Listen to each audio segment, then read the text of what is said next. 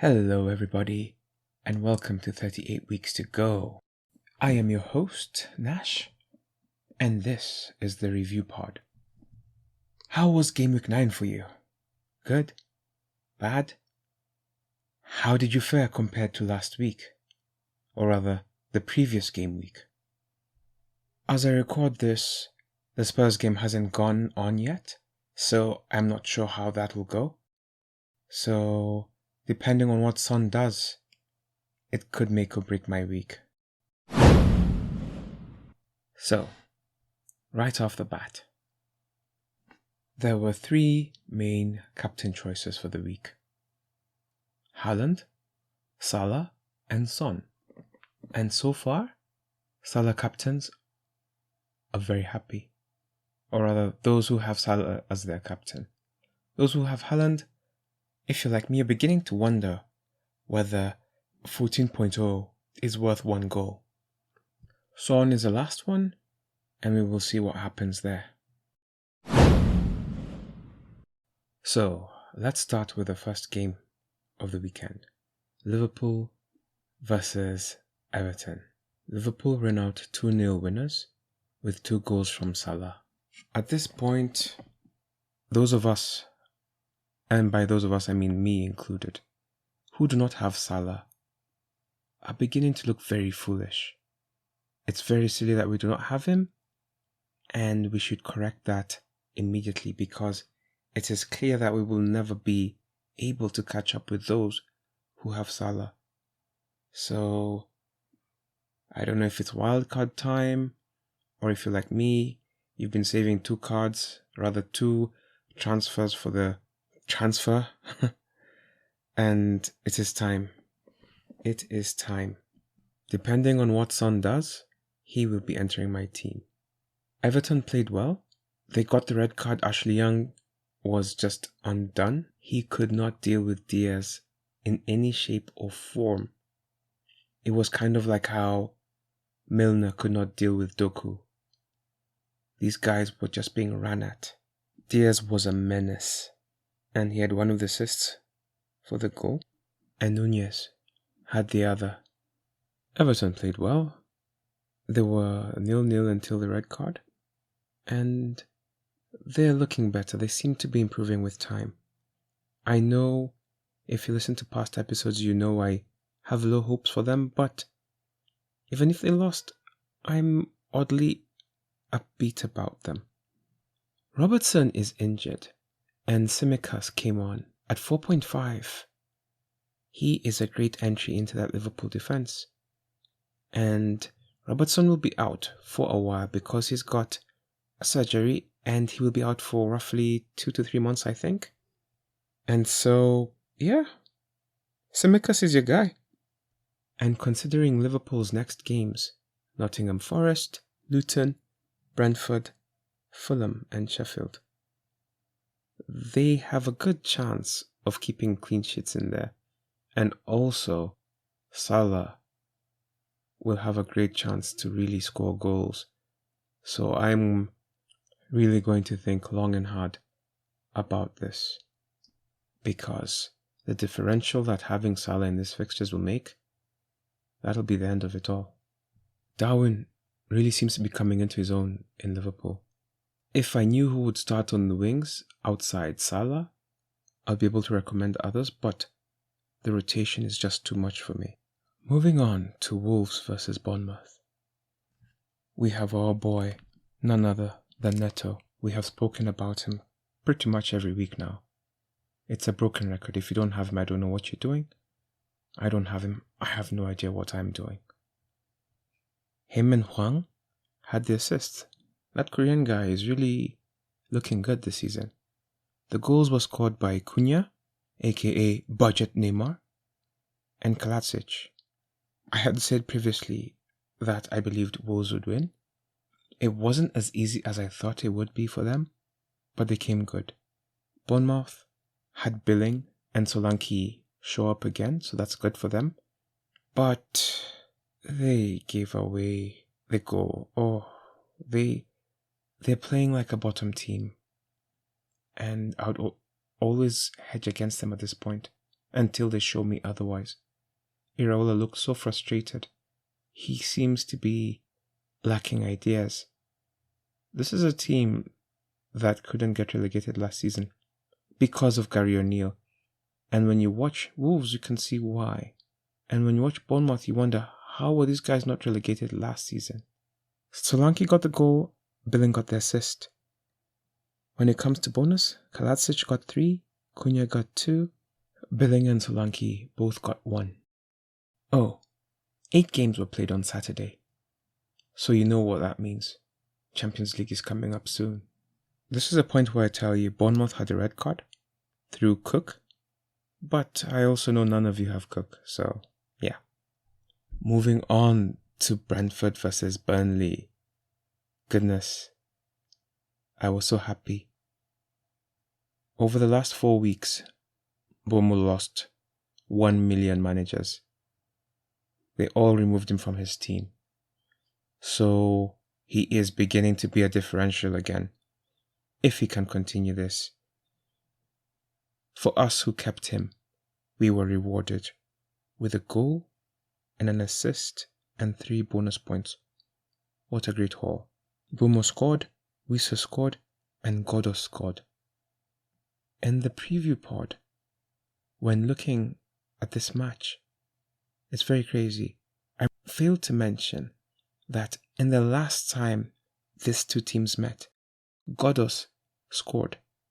I think that was like 2 years ago. Godos has not scored since then. It's been 2 years between his last 2 Premier League goals. Anyway, the assists were from Mope and Mbeumo. Mbeumo had 3, Wissa had 2, Pinnock had 1. Burnley look a disaster. I think Kompany is not going to last. Maybe he would do better with a better team, but he's not going to do much with this one. I'm calling it now. Moving on to City versus Brighton. I was very happy with this. Haaland scored, Alvarez scored. Doku created for Alvarez.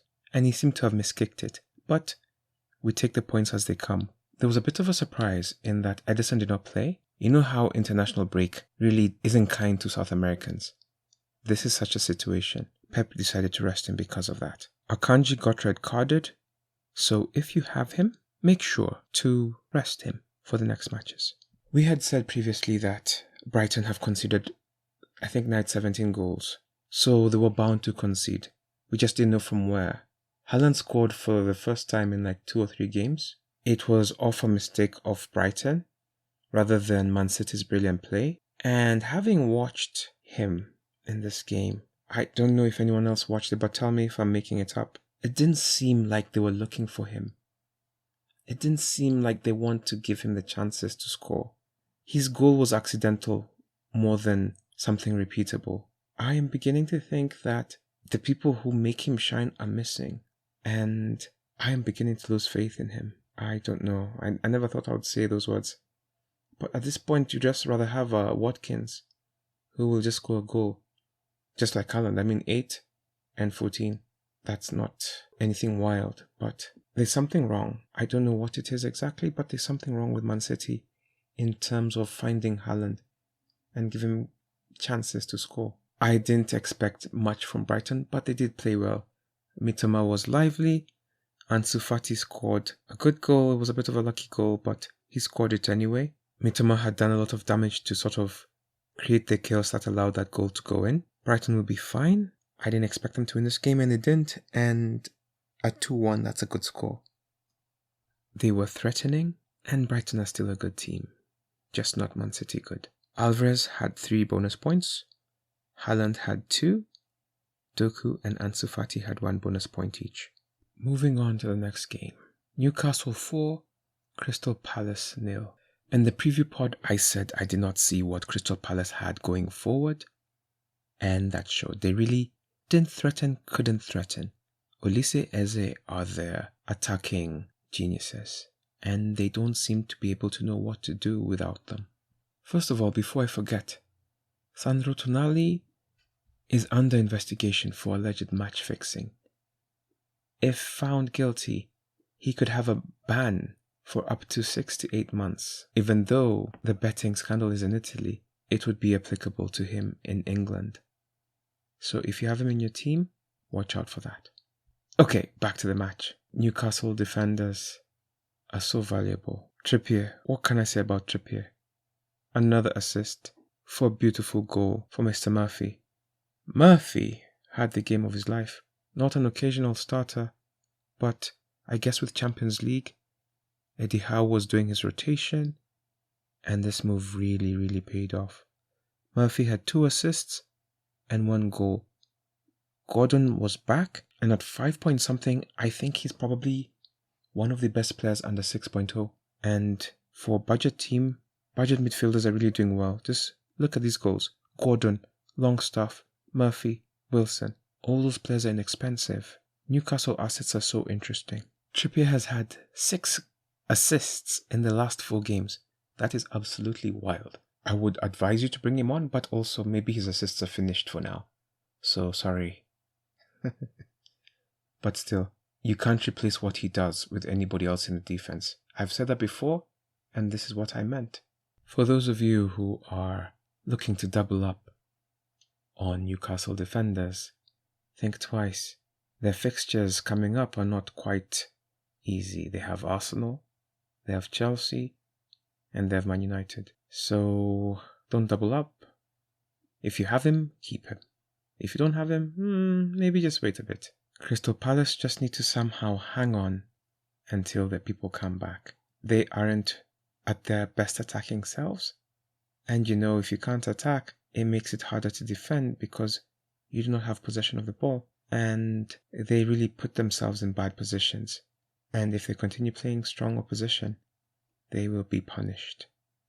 But thankfully, they don't have to worry because Bournemouth are there, Sheffield are there, Burnley are there. Murphy had 3 bonus points as expected. Trippier had 2, and Fabian Schär had 1. Nottingham Forest versus Luton. I won't lie, I thought this game was done. Elanga 2 assists, Wood 2 goals. I thought this game was done and dusted. Boy, was I wrong. Luton somehow managed to come back in this game with good goals from Adebayo and Ogbene, with assists from Townsend and Lockyer. They came back and it showed that they had some fight in them. Last week, they had no fight in them, but they did well. I'd be proud of that if I was a fan. Wood had 3 bonus, Ogbene had 2, Elanga had 1. Nottingham Forest would feel like they have lost that game because they had no business, absolutely no business, drawing this game. But that's football, eh? For those of you who were counting on that clean sheet from Tana, I am so sorry. That did not work out according to plan. There was only, I guess, Liverpool, Brentford, Newcastle.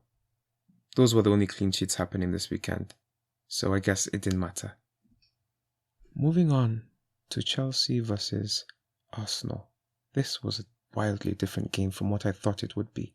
I honestly thought that Arsenal were the better team and they would just hammer Chelsea. However, Chelsea was simply the better team. They just cracked. Chelsea, like I said before, they would work hard. They worked hard. There was a bit of a blunder with the Modric goal, and these Spanish goalkeepers in the Premier League are just looking very shifty. Palmer scored again. He's on penalty duty, so this is a real thing. At 4.9, he is quite a bargain. These cheap midfielders, budget midfielders, are really worth looking into. He is definitely one of those budget midfielders that you should be looking into, especially if Chelsea keep getting penalties.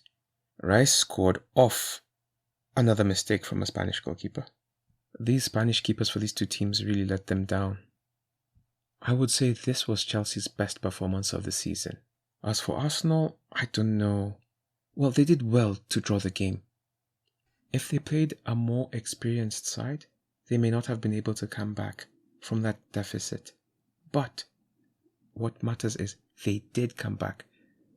Rice was given a great pass by Chelsea's goalkeeper. He said thank you very much and scored from distance into an empty goal. And then they cracked and Saka gave the ball in for Trossard, and I was really happy to get the assist from Trossard rather from Saka. I'm not sure what this means about Arsenal's form. I don't know if they took this game for granted, or I don't know if they were just overwhelmed by Chelsea, because Chelsea really played well. Chelsea deserved all 3 points, and they will feel like they lost that one. Modric had 3 bonus points. Rice had 2. Gallagher had 1. Nicholas Jackson came on. He was a waste of time. Sterling played well. He could have done more, but this is his problem, his lack of consistency. So maybe we're in for a weird spell with him as well, considering they have Spurs, City, Newcastle next. This is going to be quite a strong time to hold on to him. Or rather, you'll be a strong one to really hold on to him for these few games coming up. Sheffield versus Manchester United. Sheffield 1, Man United 2. In the preview pod, I joked about McTominay scoring, and he did. I guess there's truth to just when you're on form, you're on form. He scored, and Dalot scored a beauty. If you haven't seen that goal, please check it out. Probably his best goal. Definitely a contender for goal of the month. McBurney scored for Sheffield. McAtee had an assist for Sheffield. Fernandes and Lindelof had the assists for Manchester United. Rashford has blanked for his 5th consecutive game. I think he's only managed 1 goal and 2 assists.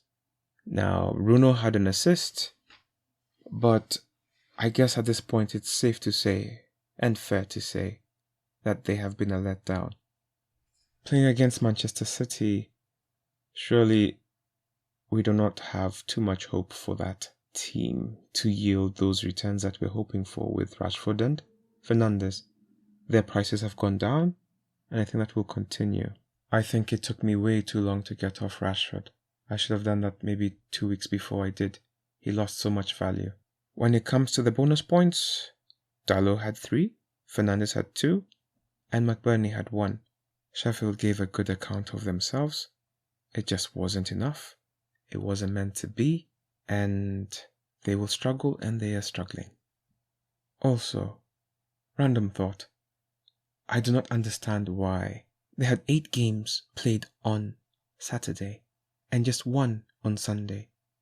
Why couldn't they split them more evenly? They make it look like all of the teams in England played in Europe, but that's not the case.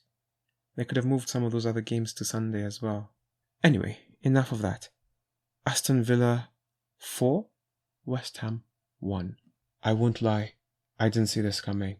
The history showed that West Ham have the edge in this matchup. They have the favourable results and have a better just recent history against this team. But somebody should have told Emery, because he did not get that memo. Douglas Luiz, I think, has scored now in 5 consecutive home games. Or is it 6? It's crazy, something wild like that.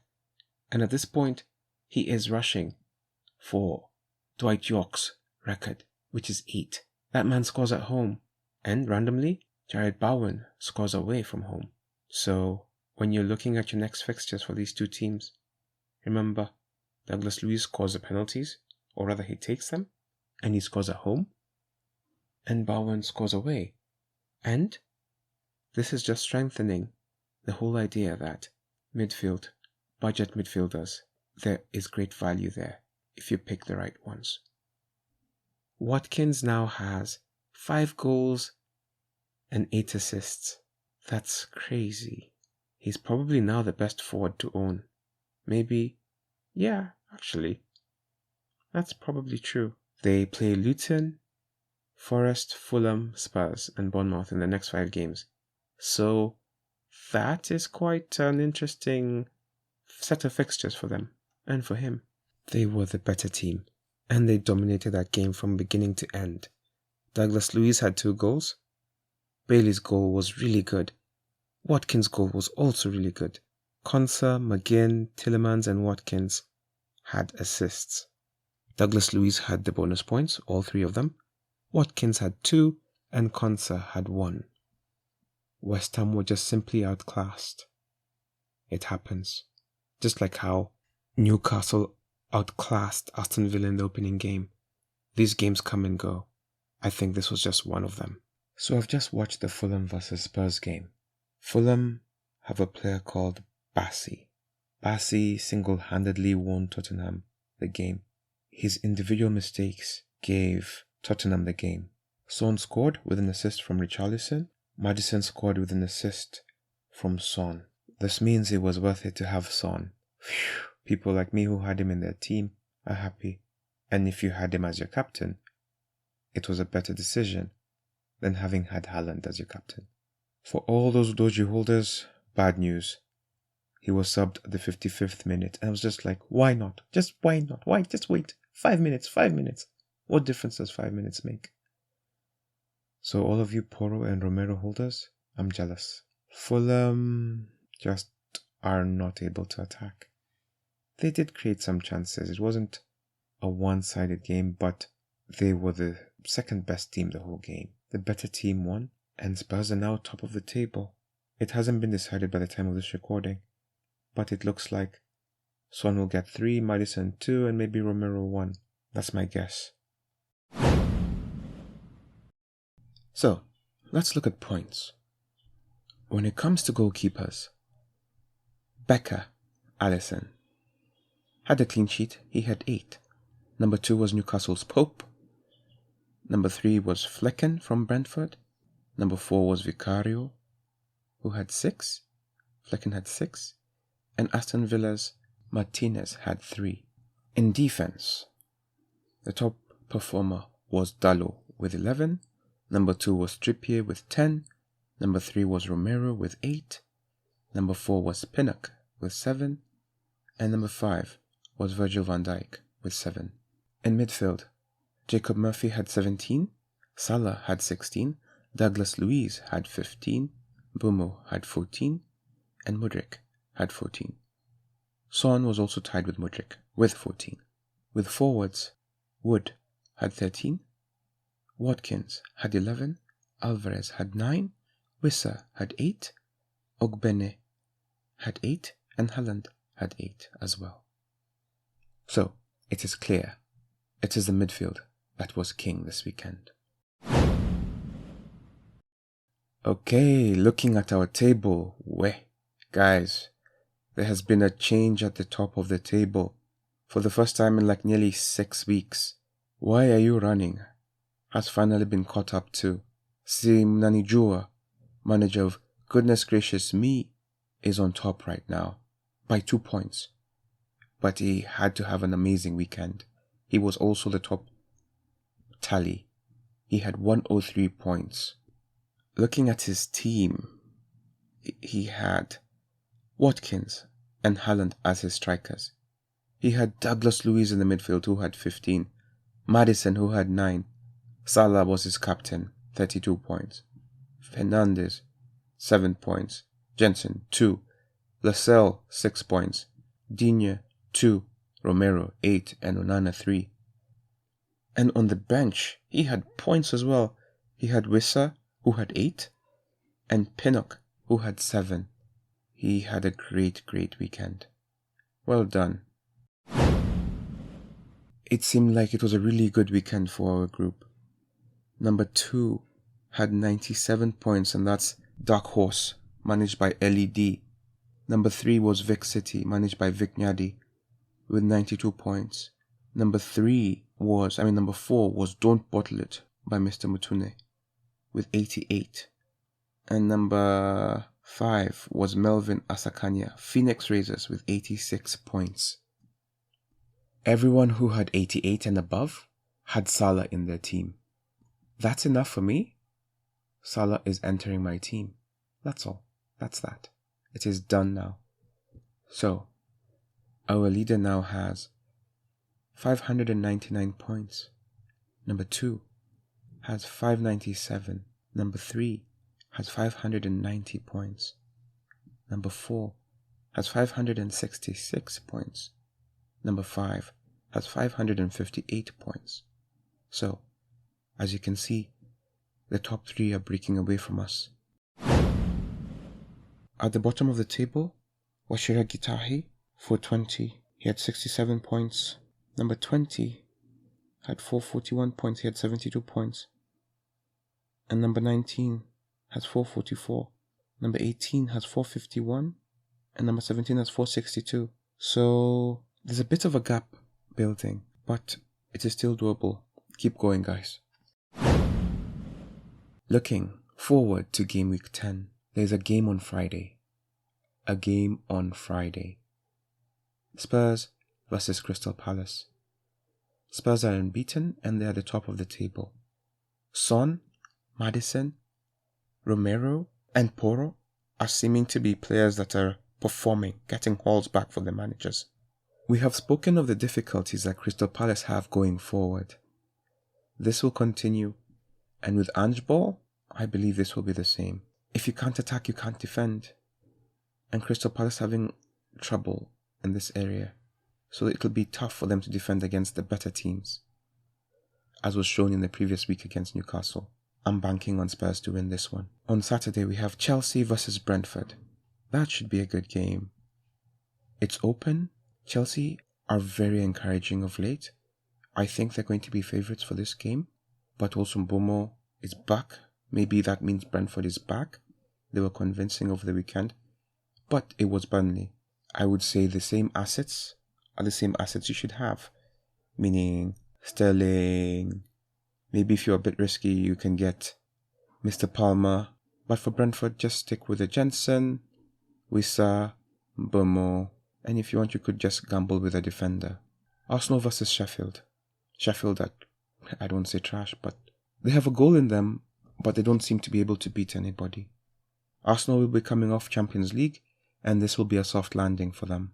I would bet on Arsenal to win, barring some weird injuries over the week. And just the usual suspects. You have Saka, Odegaard. I heard a joke recently that says Odegaard doesn't score when it's raining. So maybe if it's not raining, he'll be okay. Martinelli, Jesus. I believe with that, it will be okay. Bournemouth versus Burnley. This will be a good game.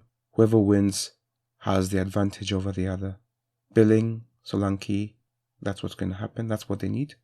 Burnley, Kolyosho missed a sitter in the previous game. He should be embarrassed.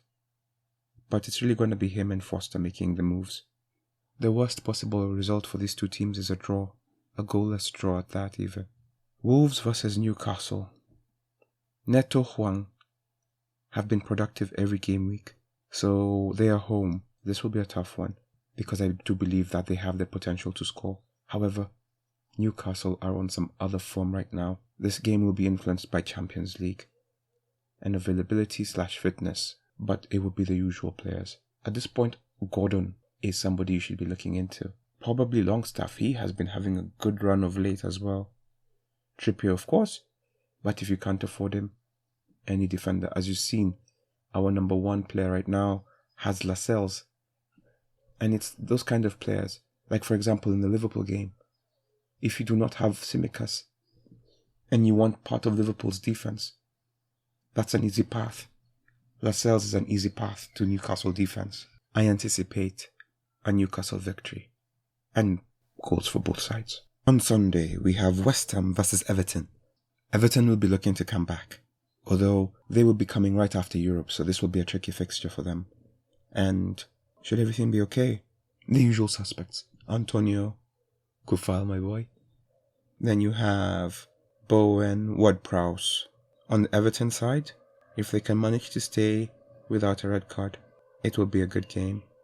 They challenged Liverpool up until the red card, and they should be able to challenge West Ham. Although that was my logic for Chelsea, Arsenal, and it turned out to be a bit of a more competitive game than I thought, so this game could be like that. Aston Villa versus Luton. Watkins should be your guy here right now, and I think we should all be looking into getting Watkins.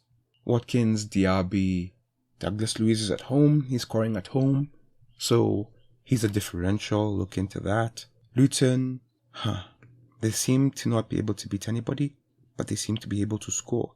So if you're looking for a clean sheet, that's the thing you have to worry about, not the victory, but the clean sheet. Brighton, just like Aston Villa before them, will be playing in Europe, and they will be looking to bounce back after the defeat from Man City, and they're playing Fulham. Fulham are struggling a bit right now, but so are Brighton. They have injuries. They got a few injuries in the last game, and the injuries seem to be mounting. The team that suffers the most after Europe they really seem to concede. So expect Fulham, even with their trash attack, to be able to cause problems for Brighton. Mitoma should perform. Ansu Fati seems to be finding his feet. Maybe Lamptey will be productive from the wing. As for Fulham, if you have Deco over Reed or Willian, that's the best you can do. And Pereira, of course. Liverpool are playing Nottingham Forest. Easy candidate for Salah as captain. I am bringing Salah into my team. Probably Nottingham Forest will cause some trouble. Wood has been on good form. Well, just 2 goals in last game.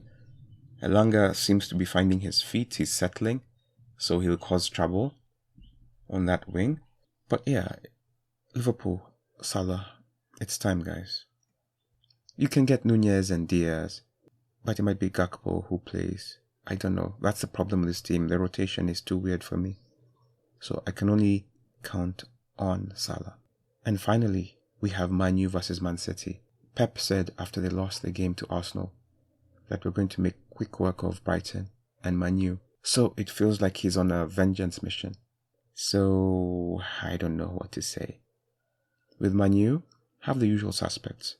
Well, not Rashford. Fernandes. Just have Fernandes. That's it. And maybe McTominay seems to be in good form.